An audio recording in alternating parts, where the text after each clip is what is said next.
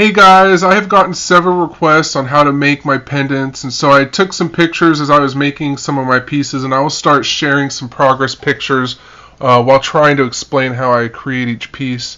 To start off with this eye, I built this frame to not only hold the stone, but to also anchor all the wires down to each weaved and coiled section or piece. For this eye, I used three 18 gauge wires and secured them together using some half round wire, and I then bent those around the stone with enough gap between the stone and each wire so that when anchoring each piece it's easy to wrap the wires through.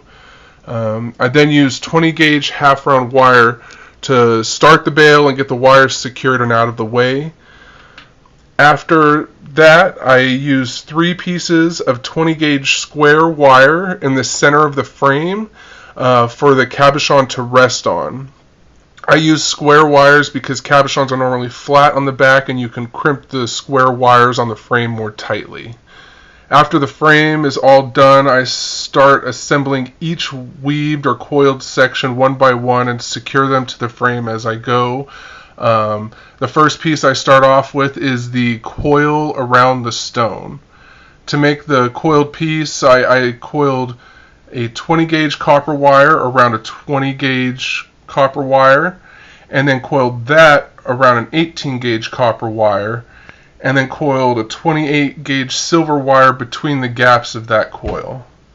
I then secured that coil to the frame, but the cabochon is still loose at that point, so I then coiled a 28 gauge copper and silver wire around a 20 gauge copper wire, and I bent that around the eye and anchored it to the frame using some 28 gauge wire between the stone and coil, and that gets the stone nice and tight.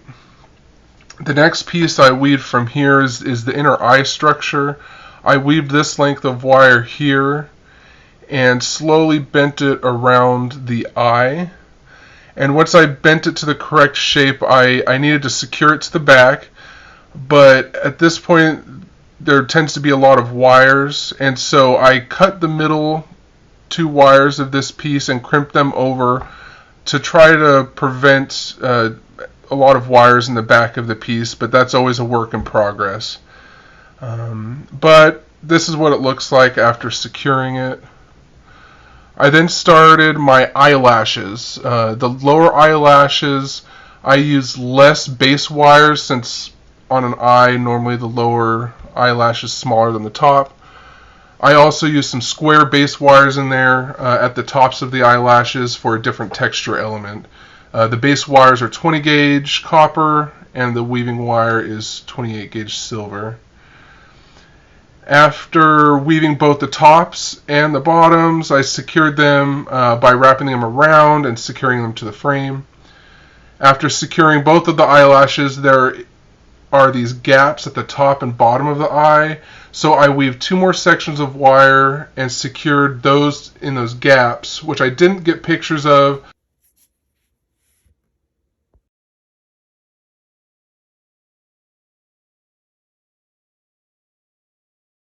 But this is the end result. I hope this was helpful for anybody out there.